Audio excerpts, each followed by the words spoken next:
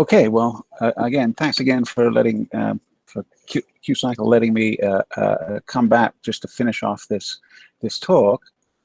And you know, while the talk is really about the relationship between relativity and quantum mechanics, ultimately the question comes down to what happens between the ticks of a clock. So in the Western world, paradoxes in time and motion have been considered for millennia. And the paradoxes still exist in different flavors in philosophy, physics, and mathematics. And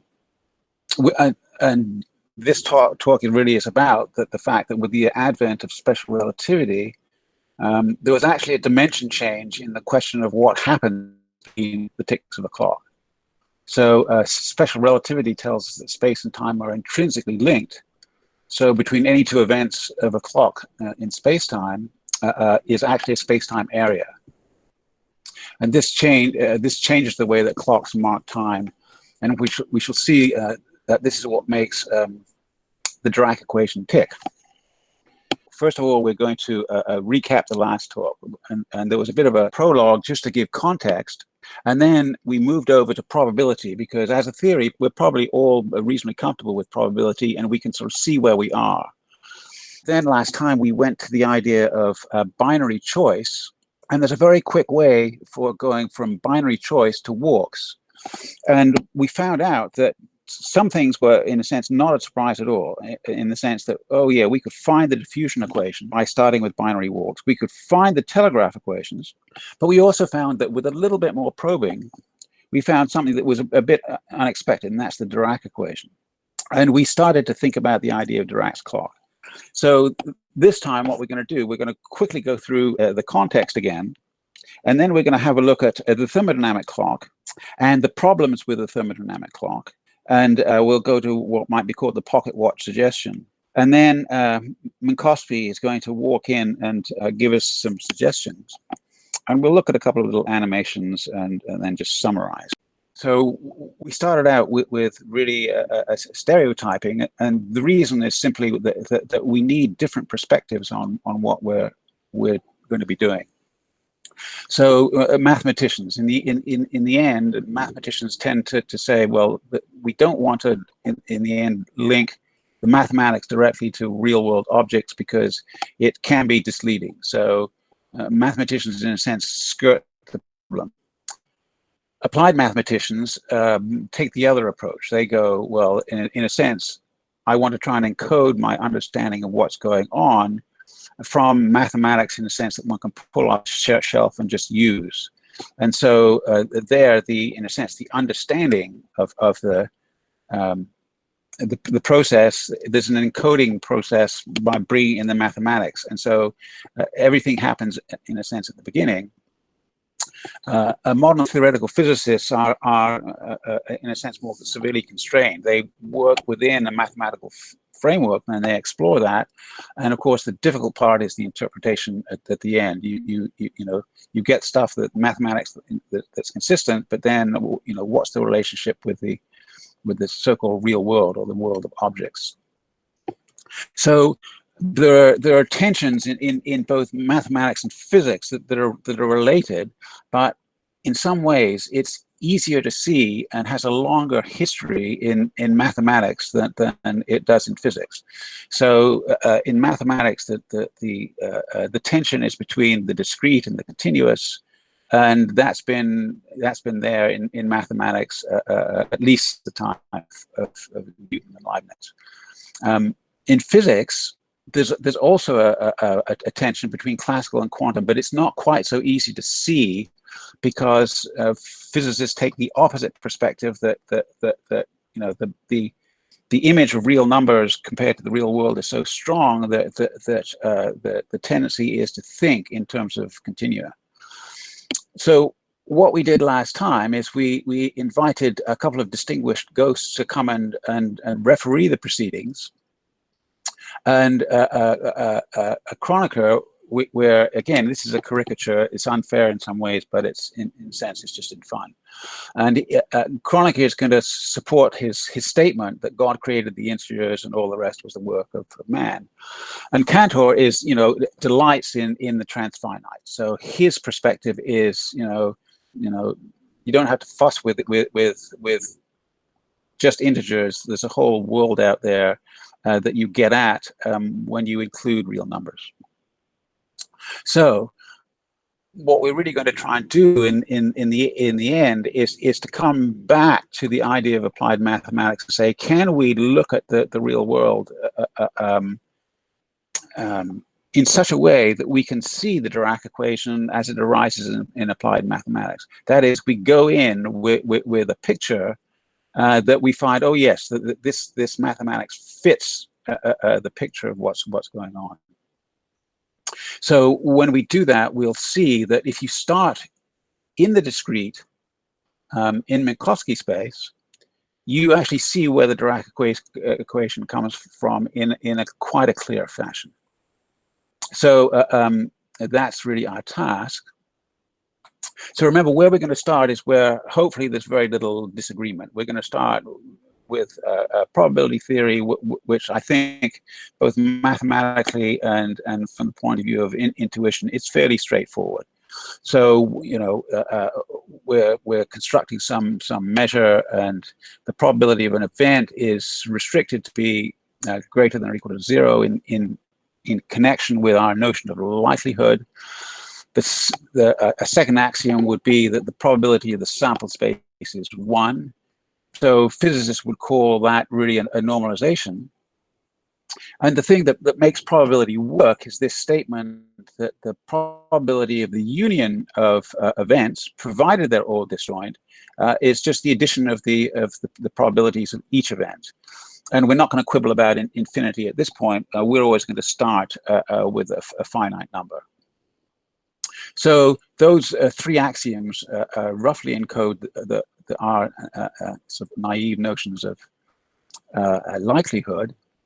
And what we really want to do is actually see that probability really is all about counting. So here's a very simple question that shows you really what happens and how counting comes in. So we're just thinking of a sample of 4-bit words. Any bit is 1 with probability p, and of course probability of 0 is just going to be 1 minus p, just from the fact that the probability of the sample space has to be 1. So we can think of these as boxes, and each box can be 0 or 1. And so here we are, each box is either 0 or 1, and it's an exclusive OR. It's not both, right? It's either there's a 0, 1 there, or there's a 1 there. And we can stack these up together, and we have to invoke an independence to make this work with probability, but that's fine. It's just saying that the bits, think of the bits as being independent. So we can say, okay, well, we're going to associate Q with 0 and P with 1. Well, let's put this together and do a binomial expansion. And when we do that, we get Q plus P to the 4. We can expand it out, and we can extract from that what we would call a probability mass function. And this is all just to say that really what's making that probability work are two things. One is this choice coefficient. It's a number, right? Just integers. Chronic will like that. And then there's this p to the k, q to the n minus k, which is in a sense magnitude. And that is an embodiment of the way you normalize things. So we looked at that and said, oh yes, okay, very simple probability. Let's tinker with that a bit. And what we're going to do is, instead of thinking of the idea of expanding h plus t, so heads and tails, as we did in a sense to get to the binomial distribution that we just looked at. Well, if we expand this thing, we do get 2 to the n sequences that look like, 2 heads, a tail, another head, a tail, so on. So the reality behind that counting is the sequence of heads and tails.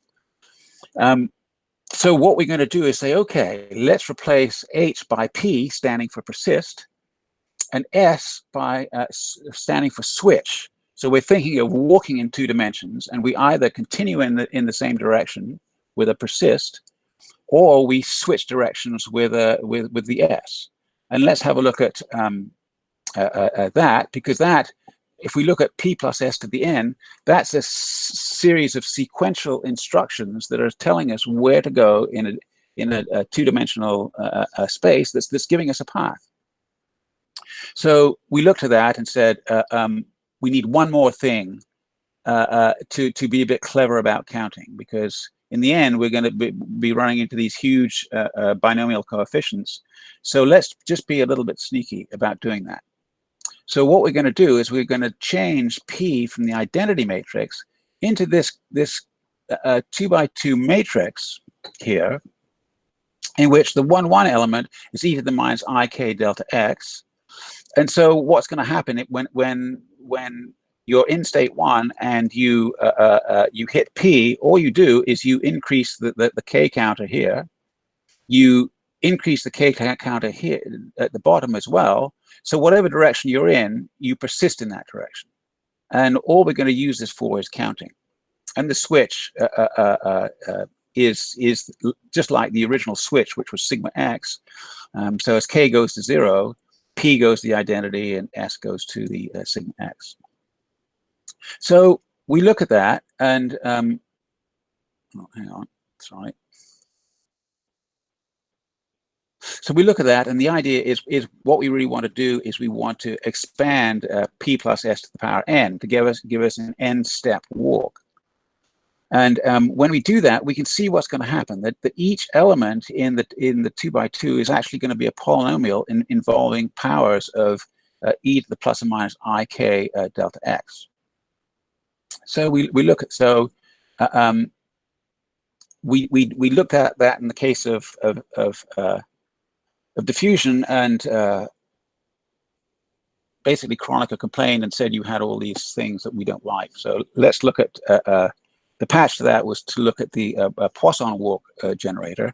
So here we go. So we look at this term. The normalization, what physicists would call normalization, is this 1 minus epsilon m multiplying p, and then epsilon m multiplying s. So the embodiment of the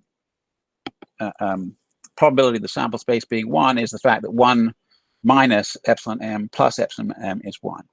And so we're going to be looking at powers of that, and we're going to be making the switch less and less likely as the lattice spacing goes down.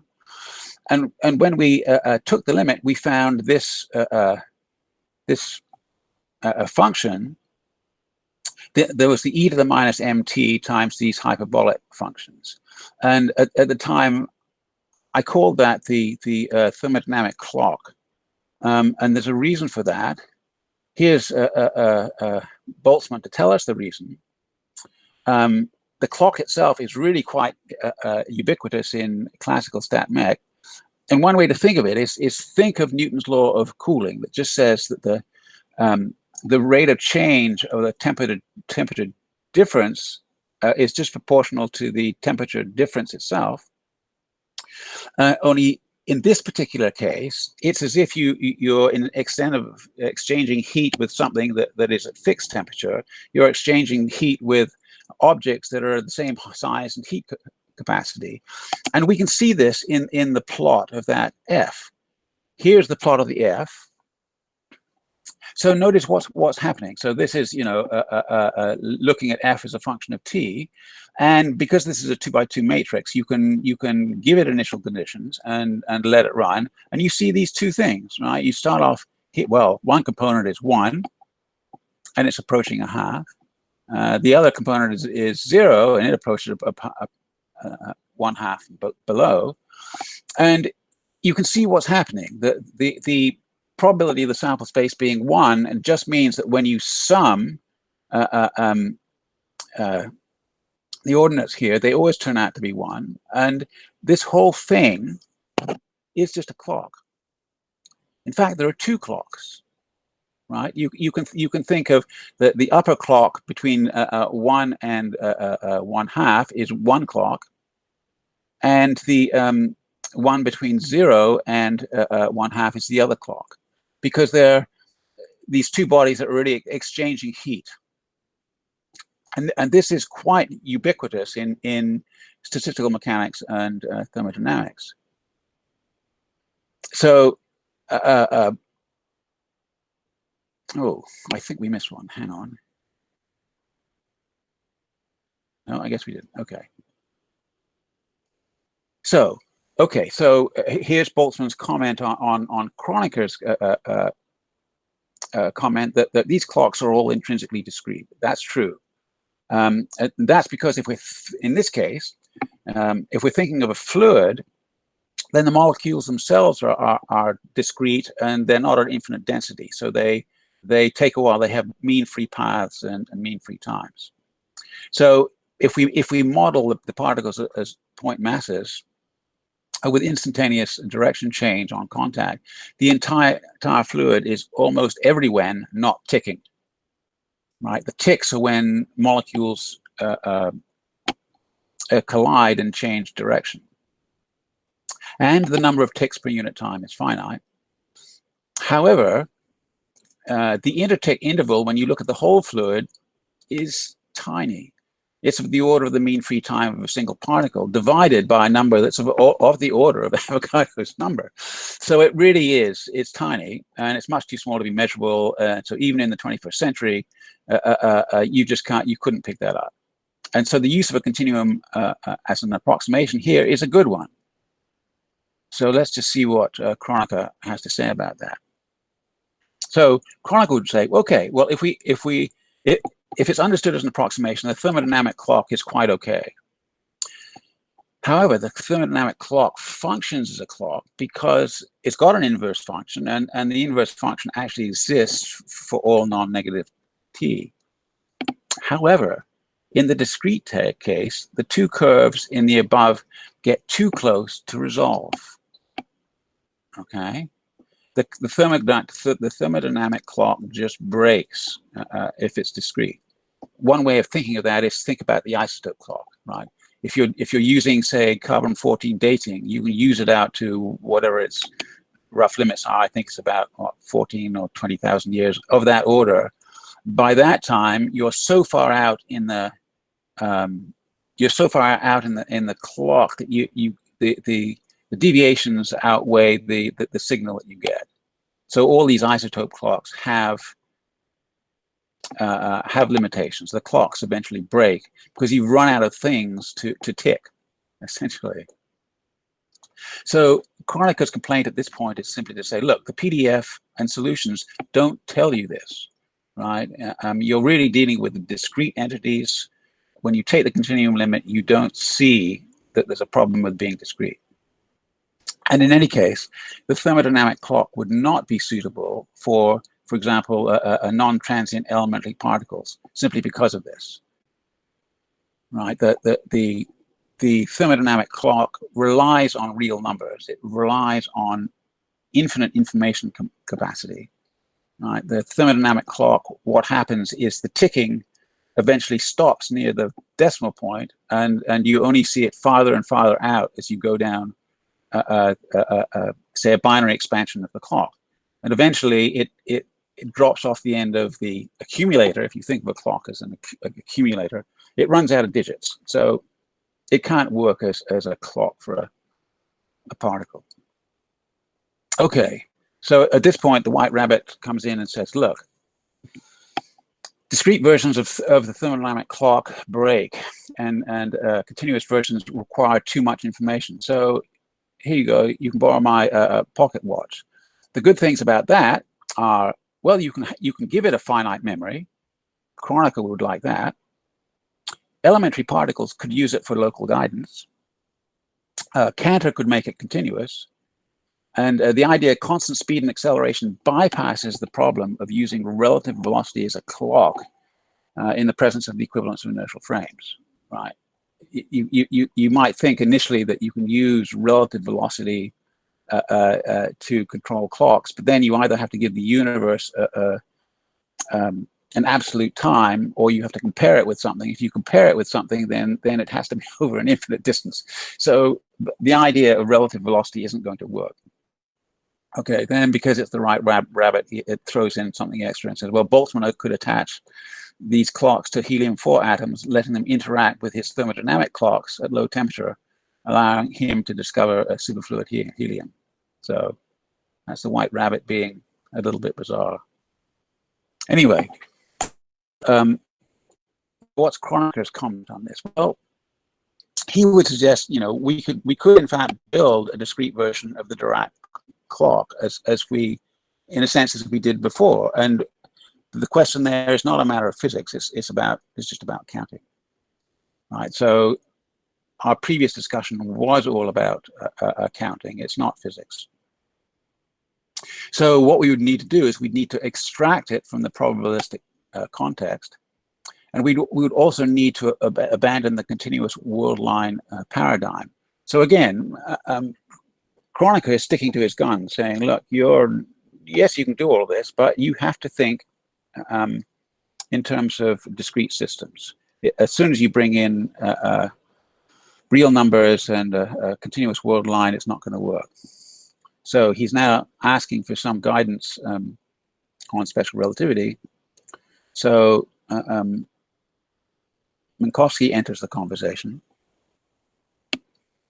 So Minkowski's comment on what's gone before would be something like this. So the Dirac equation showed up in the Poisson warp because you got some aspects correct and others quite wrong. So there are two central errors in the model as you presented it previously when we got the Dirac equation and we got the Telegraph equations. So yes, so your extension of the Poisson process to 4 states allowed basically 2 errors to cancel, so you could see the Dirac equation. The biggest error is one of dimension. In a 2D space-time, Minkowski's space is about areas, not lengths.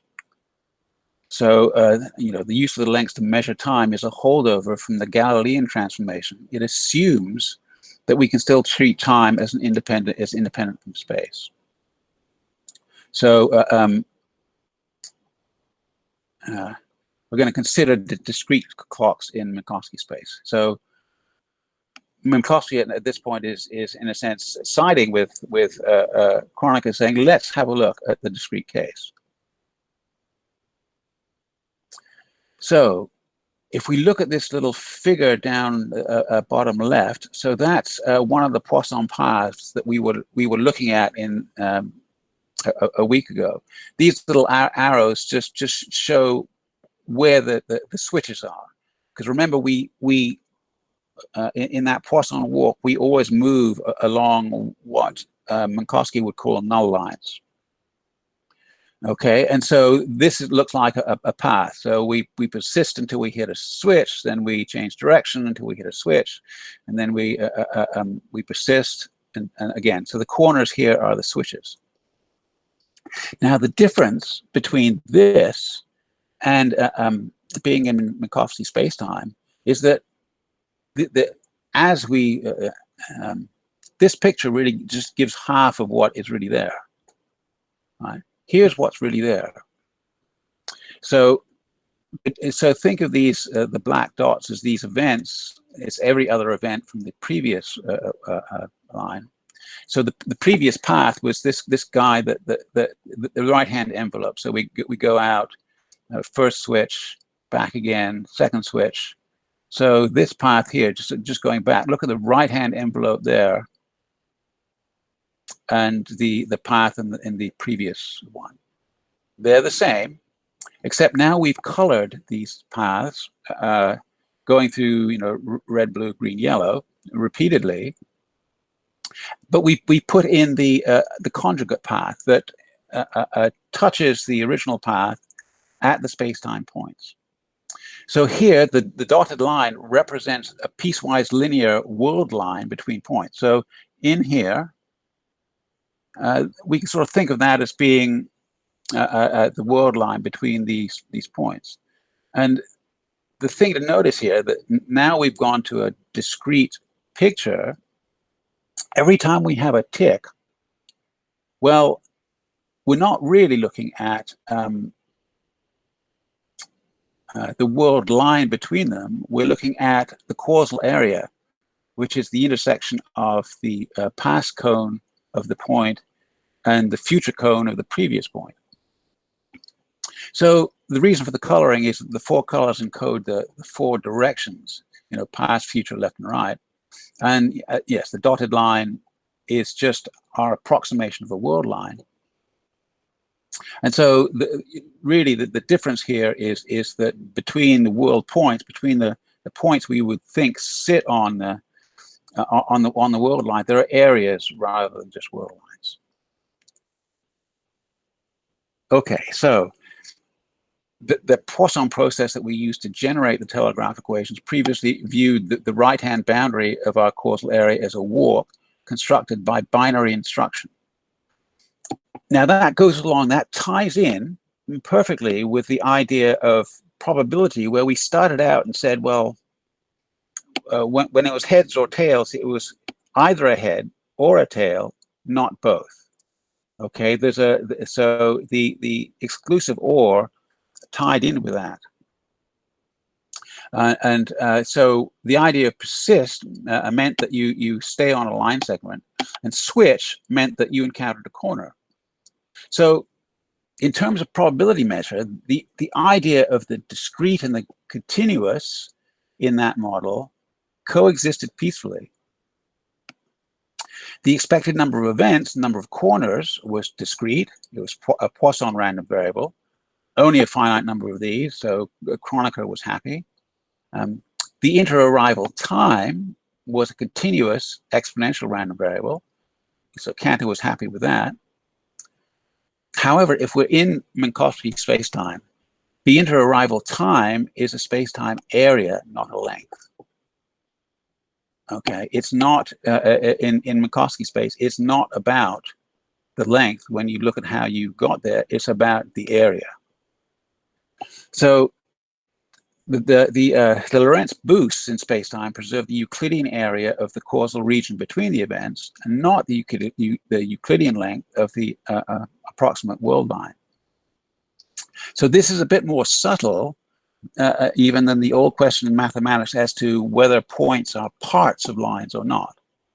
Remember, in mathematics, you sort of wonder about this idea that you know, you can imagine cutting a line, and then the boundary of the line segments are points, but then the point isn't really part of a line because you can't. It's not infinitely divisible like all the other points in the line. So this is a bit of an added wrinkle.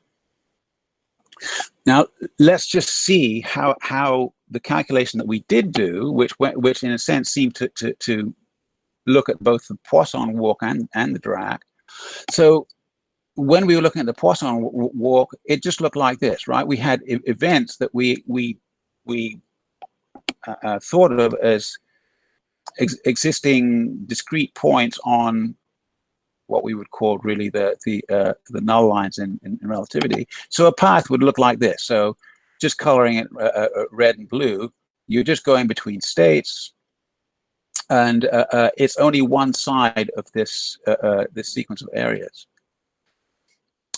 Remember what we did to discover the Dirac equation was to say, okay, let's, instead of just having red and blue, we're going to have red, blue, green, and yellow. We're going to go up to looking at four states. And when we do that, something interesting happens, and we find that sitting in the autocorrelation function is something that looks like the Dirac propagator. So let's just see another comparison of the two.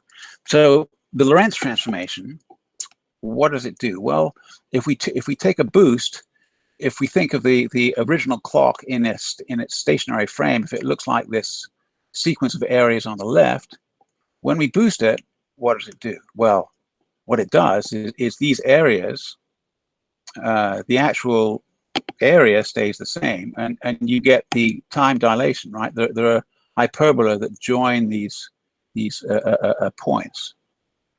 Okay, and that hyperbola is described really by the fact that the area between two points is the same.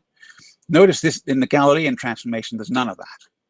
All right, in the Galilean transformation, when you do the Galilean transformation, time is not affected. So these guys are all on the power, but of course the Galilean transformation isn't going to preserve the speed c.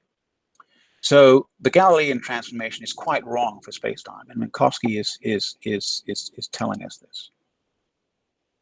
So let's just go back to that calculation that we did that seemed to give us both the thermodynamic clock and the propagator for the Dirac equation. So remember what happened. So when we looked at the four-state process, we did a change of variables that made the upper two components probabilities. And the result after the continuum limit was this thing. This guy over here is what we've called the thermodynamic clock. And it had those two exponential decays that decayed towards each other. Now, the lower two components, when we took that limit, we got this e to the minus mt. So that's consistent with the probabilistic aspect that we started out with. But look at this stuff inside here, right? Instead of the hyperbolic functions, we get the trig functions. We get the energy momentum relations that we would expect for special relativity, even though we haven't at this point thought about where that really comes from.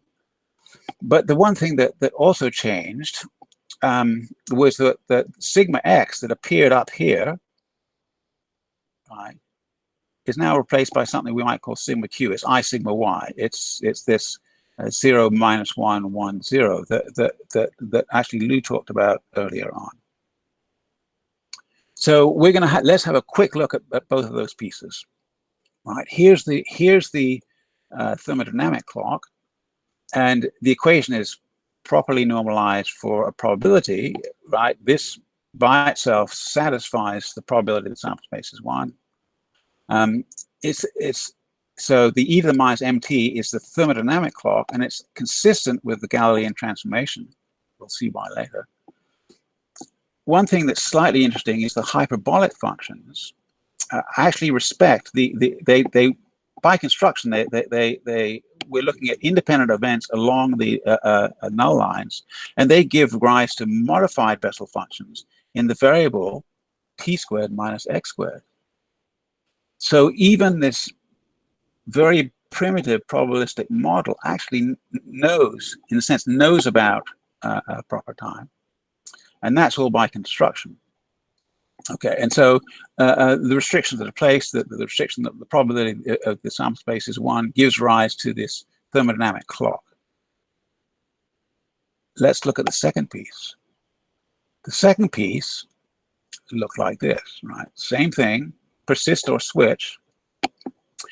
We got out this thermodynamic clock, but we look inside and say, well, the stuff in there, it looks very familiar, but not from probability, right? We've got what's inside these brackets is clearly not a probability, right? The outside the bracket, we've got the thermodynamic clock that's consistent with the Galilean transformation. The trigonometric functions also respect the independence of events along the light code, and it's actually that gives rise to Bessel functions when we take the Fourier transform back, and the Bessel functions are functions of t squared minus x squared for the same reasons that in the probabilistic case that the idea of the square root of t squared minus x squared gave you the dependence from the independence on the light cones. So without the thermodynamic clock, the remaining expression has the correct energy momentum relationships and satisfies the Dirac equation. Now, remember that the thermodynamic clock occurs because of the probabilistic normalization condition. This, in turn, is a result of the magnitude aspect of probability, not the number, right? When we think of these, the binomial distribution, there are 2 bits to it. The n choose k is just a number. It's a binomial coefficient. Kronecker likes it. It's all just about counting in integers. There's the number aspect that comes into the p to the k, q to the n minus k. And we get that from this restriction that the probability of sample space is 1. So Minkowski's take on this. So finding the Dirac equation in the extended telegraph model is suggestive. Lorentz covariance is destroyed by the presence of the magnitude aspect of probability theory, which in turn reflects the assumption of the exclusive OR of paths in configuration space. It is the number aspect of the probability model that survives in the Dirac equation. And so this gives us a spectacularly simple modification of our binary path generation technique simply by looking at the idea of persist or switch to the power n, and we get the Dirac propagator immediately. So we go back to the original, the probability of the sample space is enforced by 1 minus epsilon m times p plus epsilon m s prime. Get rid of the 1 minus epsilon to the m to get rid of the, gets rid of the exclusive OR while still doing the counting. And then this S prime here went from sigma x to this sigma q, and that gives us the Dirac propagator, where sigma q is this this matrix. And to see why this works, let's just have a closer look at these clocks.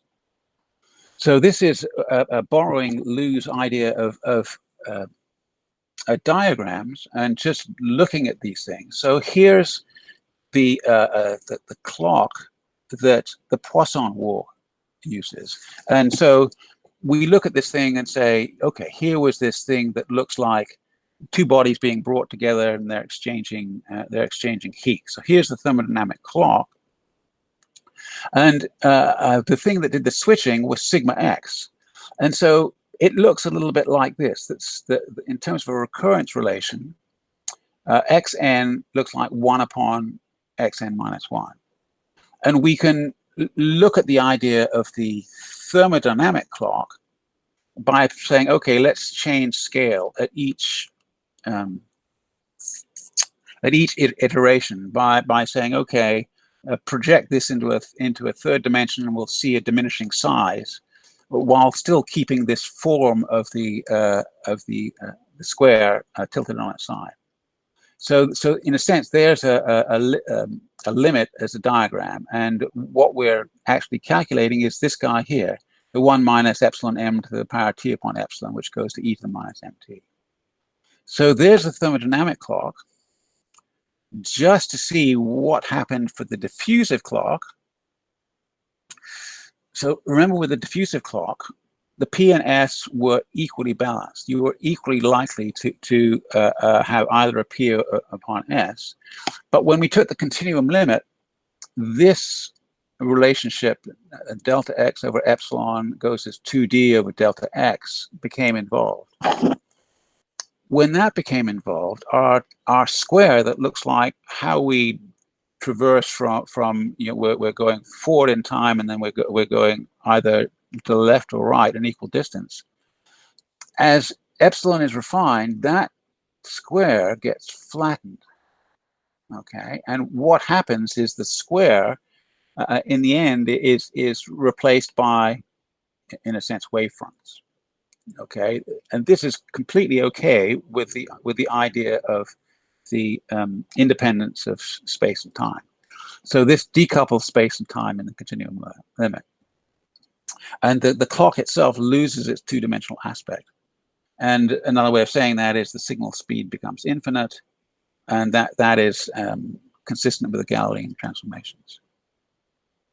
Now, this other clock, which is we've seen in terms of its matrix representation, this is in a sense Lou's clock, and remember, Lou associated his clocks with this xn is minus 1 over xn minus 1. So the square root of minus 1, in a sense, has built into it this idea that another way of a recursion relation that looks like the equilibrium, which would be to say that xn squared is minus 1. That's what sort of drives the imagery. So all we're going to do to Lou's clock is we're going to give it 4 colors and say, well, okay, the 4 colors will be represented by these four states. So think of the matrix multiplying, so multiplication from the left of a column vector. If you start out with 1, 0, multiply by this SQ, you go to 0, 1, minus 1, 0, 0, minus 1, and then repeat. And so what happens when we do one iteration is we take the original square that started on red and we rotate it by pi by 2. So each translation is now a rotation. So the cones, what are these cones? Well, they're in space-time, they're an intersection of future and past cones. And the idea of the reentrance corresponds to rotation between four states. And so one thing to notice is in a sense, the invisibility of points versus lines in this. Because we have two dimensions, if we look at this thing, so think of one of these colored squares, we're looking at them from two different directions. So this person on the right either sees a red or a green. The person on the left sees either a yellow or a blue, and hence the plus and minus 1 sequence, right? So the fact that we're in two dimensions and we're in a discrete space, what you actually see, so the 0 means we're looking from a different dimension. So the 0 here corresponds to you flipped by pi by 2, and so the 0 means we're not there anymore. So what you actually get from this is this 1 minus 1 sequence that comes up so much in the case counting. So yes, this corresponds to the fact that as the persistent operator grows a path along one light cone, the other cone is simply invisible. And so the question is, well, if we have this idea of an area and we want to preserve the area, is there an interpolation scheme that keeps this whole perspective of the four colors? So, okay, so let's just go back again and compare these two things. The telegraph, we're looking really at the telegraph equation versus the Dirac equation. And in the telegraph perspective, the P operator describes evolution below the scale of the mean free path, right? All of these paths, they will persist along the light cone until they're hit, and then they switch. And we can think of these paths as the tracks of point particles that bump into each other as in Brownian motion. They change direction, not speed. And the number of collisions is finite. It's a Poisson distribution. And the inter-event times are exponential. In a sense, the reality that we think about in space is the Brownian line broken line path. And the differential equation is the description of ensemble averages. In the Dirac case, the P and S operators describe evolution below the scale of the mean free path, as they do in the Poisson case. And we have this P plus S, it looks like this, right, when we're in the Fourier domain. But notice, this operator is at fixed P. Right? We originally called it K, but P in the context of the Dirac equation is momentum. And what we call the Fourier subterfuge in the telegraph equations, because we're just using it for counting, is in a sense the reality here.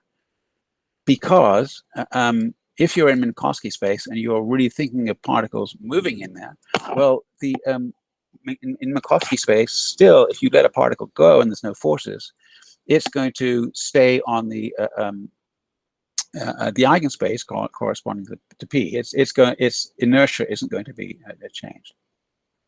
So taking the continuum limit at fixed P, the other values of P are images of this under the Lorentz transformation. Okay, so the idea is in Minkowski space, the continuum limits are different. They're not the same. You're still trying to preserve a discrete aspect, but they're taken in different places.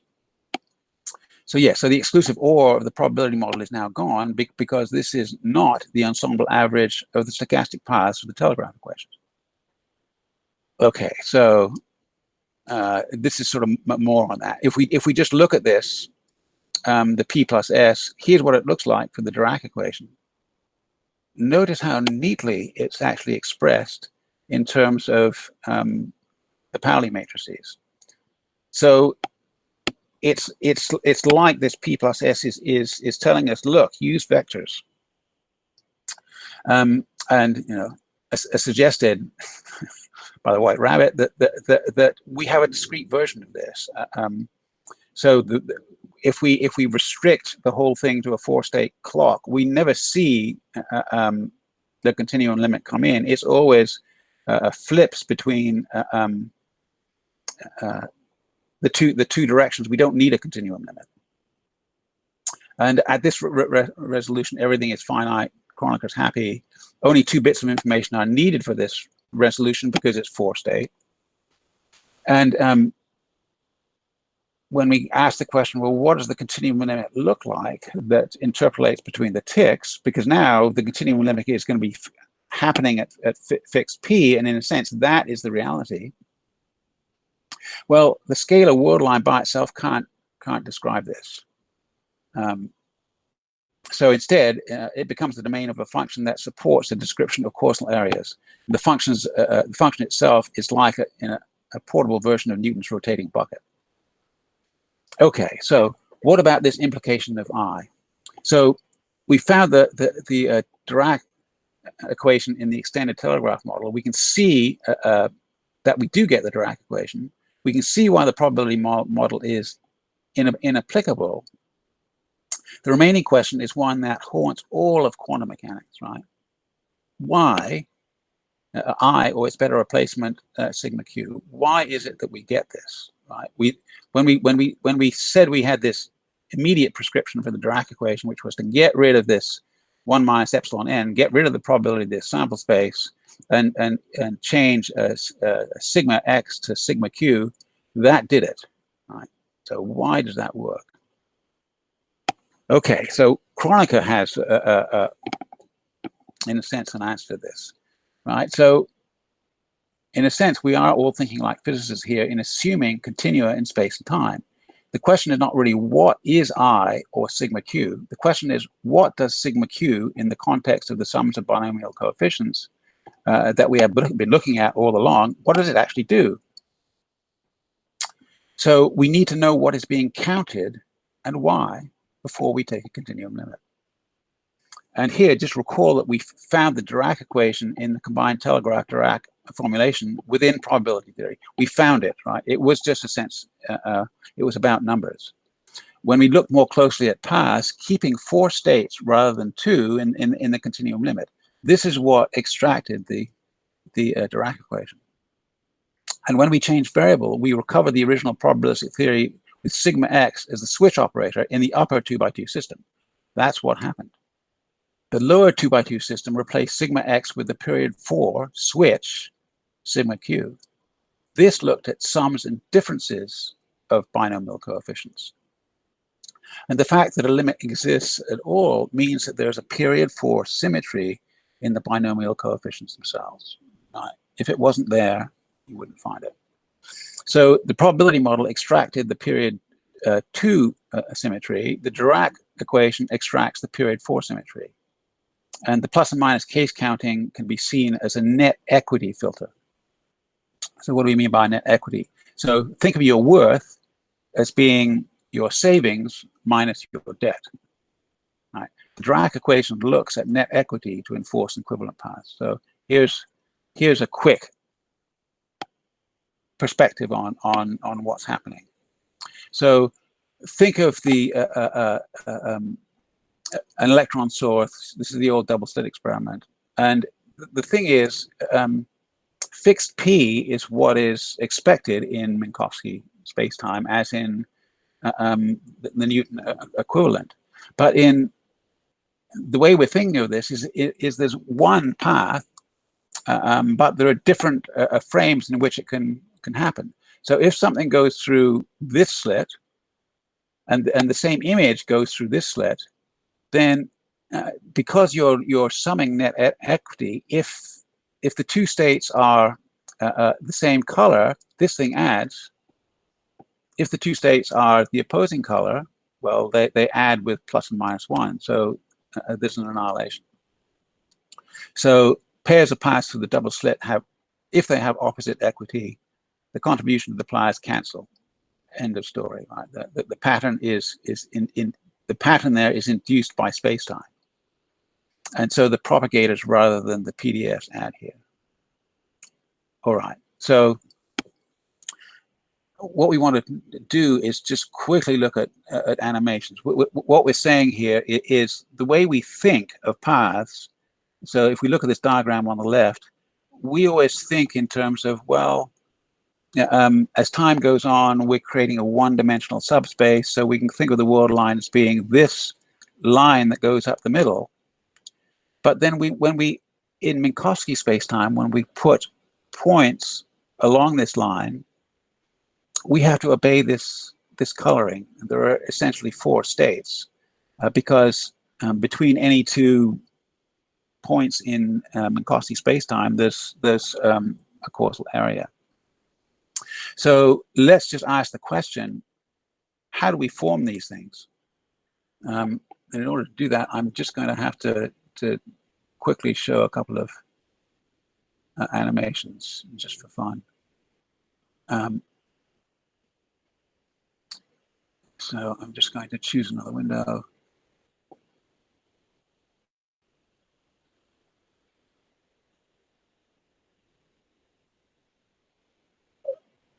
Okay, so let's look at this window, and this is in a sense the intuitive world line based way of forming these areas.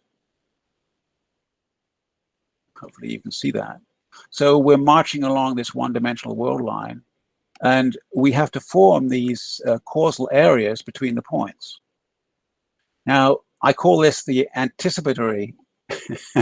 Now, I mean, there are many ways you can form these things, but the thing is anticipatory in the sense that in the middle there, you have to, in a sense, reach out to the outsides of the squares to put the switch in so that you can see the areas forming and the colors forming. So that's one way of forming these squares that the Dirac equation is talking about. But looking at what we've just seen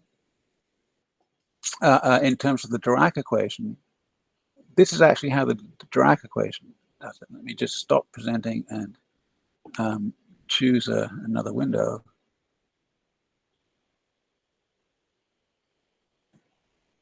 So this is actually what's this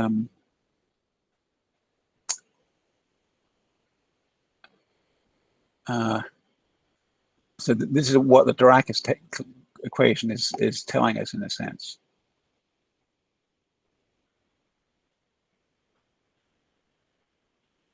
So the Dirac equation is saying it's not a simple a simple translation. It's an affine transformation. There's a translation, but there's a rotation involved as well, and that's how you get the changing of states.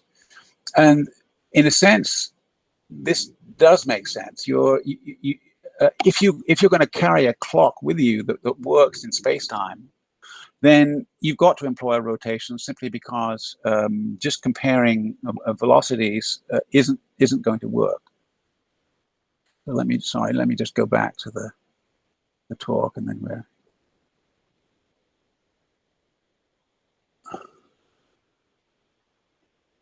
okay. So here we go. We're back, hopefully.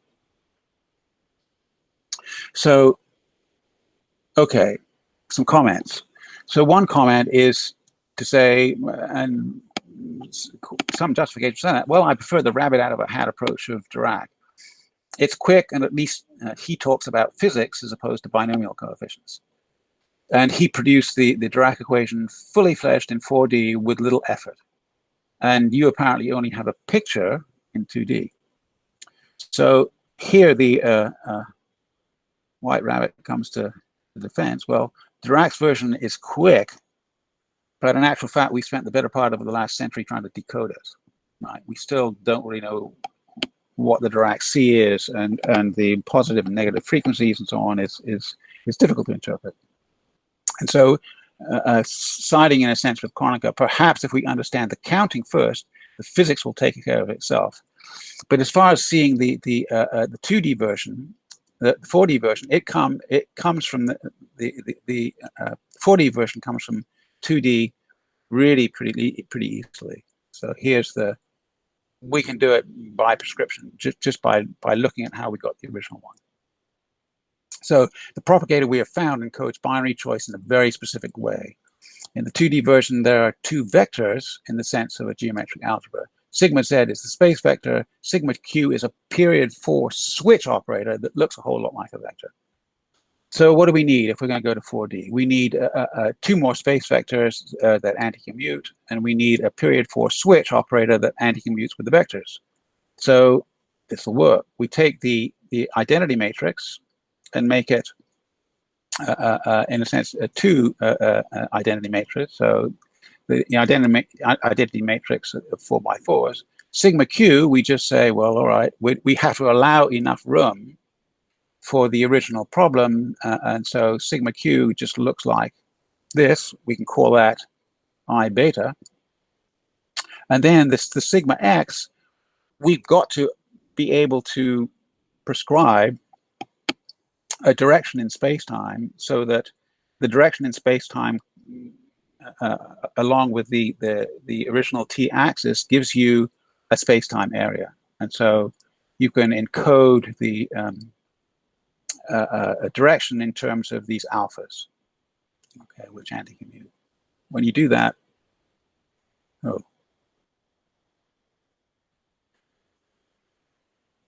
so when you do that, you find, oh well, the usual Dirac equation it just falls out. So one thing this actually does to us, it solves the problem of the Feynman chessboard model seeming to be an artifact of 2D.